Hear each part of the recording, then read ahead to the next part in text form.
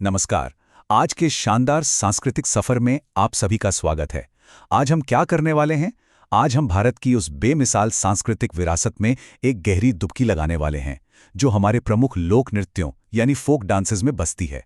हम अक्सर इन नृत्यों के नाम सुनते हैं ना, लेकिन आज हम सिर्फ नामों की लिस्ट नहीं रटेंगे।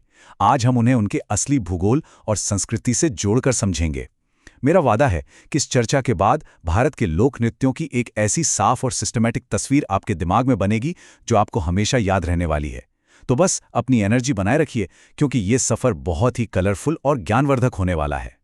इस पूरे विषय को, ताकि चीजें एकदम आसानी से दिमाग में बैठ जाएं, हमने भौगोलिक आधार पर कुछ हिस्सों में बांटा है। शुरुआत करेंगे उत्तर और मध्य भारत से, फिर चलेंगे पूर्वोत्तर के खूबसूरत रंगों की तरफ। उसके बाद पश्चिम और पूर्वी भारत का रुख करेंगे और फिर दक्षिण भारत की शानदार विरासत को समझेंगे। और सबसे आखिर में बात होगी अमूर्त सांस्कृतिक विरासत यानी इंटैंजिबल कल्चरल हेरिटेज की। चीजों को इस तरह मैप के हिसाब से देखने पर आपको फैक्ट्स बिना किसी मेहनत के याद हो जाएंगे। तो चलिए, बिना किसी देरी के सीधे गोता लगाते हैं हमारे पहले पड़ाव पर, उत्तर और मध्य भारत का धड़कता हुआ सांस्कृतिक दिल। अब अगर आप इस इलाके को देखें तो विविधता साफ नजर आती है। जम्मू कश्मीर के राउफ, कूद और हिकात ले लीजिए, या पंजाब का वो फुल ऑन एनर्जी वाला भांगड़ा, गिद्दा और डफ। लेकिन यहाँ यूपी और हिमाचल पर जरा खास ध्यान दीजिएगा। यूपी में नौटंकी, रासलीला, कजरी तो हैं ही, लेकिन एक है चरकुला। ये नाम परीक्षाओं और सांस्कृतिक चर्चाओं में बार बार आता है, तो इसे बिल्कुल मत भूलिएगा। हिमाचल में नटी, चंबा, धमांडा, कयांगमाला और चुलंबा। और फिर हमारा छत्तीसगढ़, जहां पंडवानी, पंथी और राउत नाचा जैसे शानदार रूप मिलते हैं।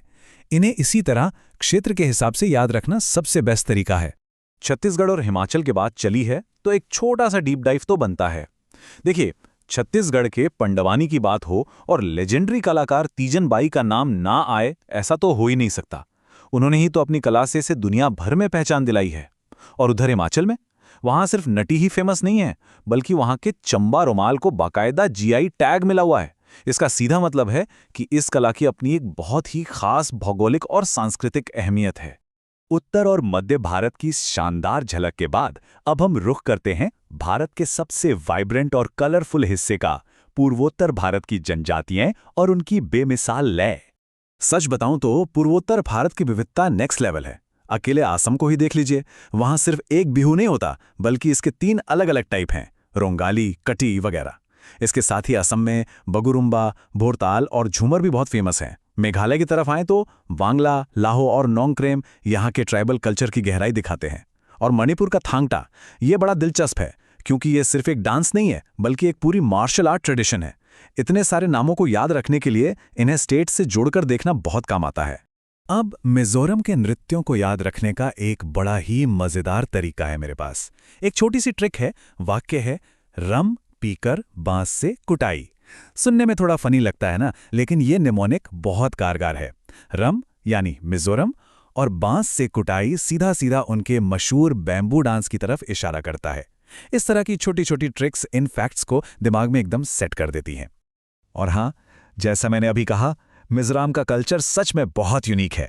आप चिराओ कह लें, चाप चार कूट कहें, खुल्लम कहें, या फिर वही बैम्बू डांस, आपको जानकर हैरानी होगी कि ये सब दरअसल एक ही फेमस ट्रेडिशन के अलग अलग रूप और नाम हैं।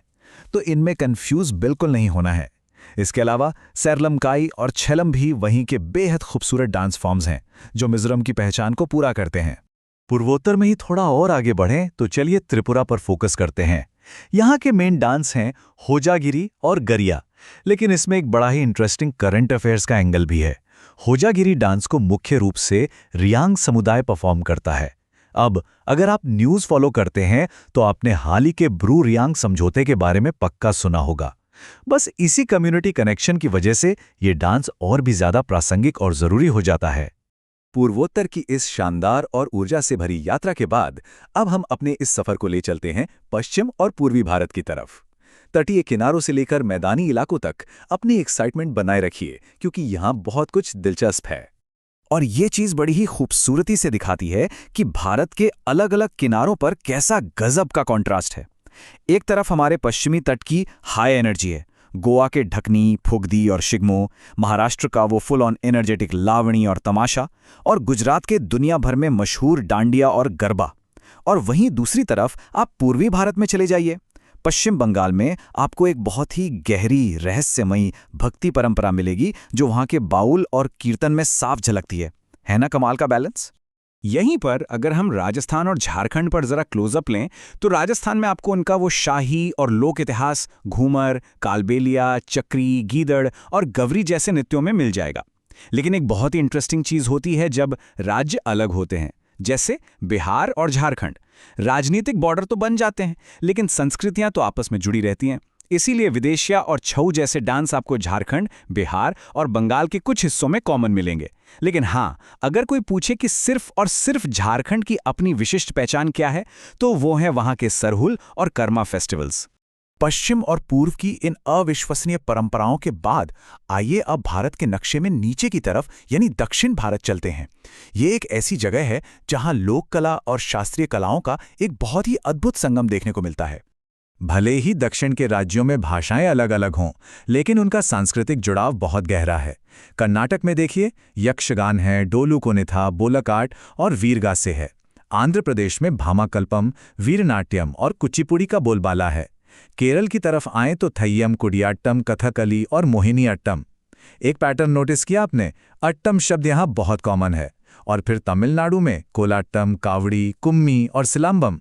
यहाँ पर एक चीज बिल्कुल मिस मत कीजिएगा, तमिलनाडु का सिलाम्बम और केरल का थय्यम।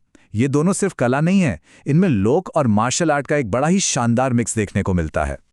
अब इतनी सारी कमाल की कलाओं के बारे में जानने के बाद आपके दिमाग में भी शायद ये सवाल आ रहा होगा, इन सारे अविश्वसनीय नृत्यों और त्योहारों में से वो कौन से हैं जिन्हें आधिकारिक तौर पर यूनेस्को ने अमूर्त सांस्कृतिक विरासत का दर्जा दिया है?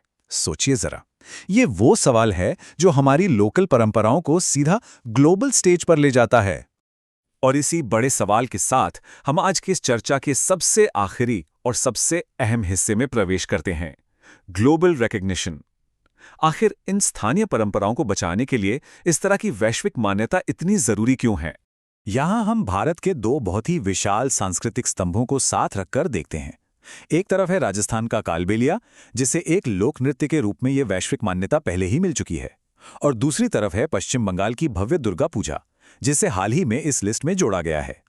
इन दोनों का इस इंटेंजिबल हेरिटेज लिस्ट में होना यह साबित करता है कि ये अब सिर्फ किसी एक राज्य की सीमा तक सीमित नहीं रहे, बल्कि ये पूरी दुनिया की धरोहर बन चुके हैं जिन्हें हर हाल में सहेजा जाना है। तो यहाँ सबसे क्रूशल पॉइंट क्या है? वो है ये नंबर 14। पश्चिम बंगाल की दुर्गा पूजा भारत की 14वीं अमूर्त सांस्कृतिक विरासत यानी 14th इंटेंजिबल कल्चरल हेरिटेज बन गई है।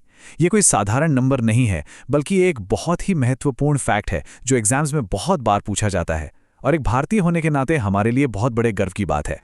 तो दोस्तों, इस बेहतरीन सफर के अंत में मैं एक बड़ा और विचारोत्तेजक सवाल आपके लिए छोड़कर जाना चाहता हूं।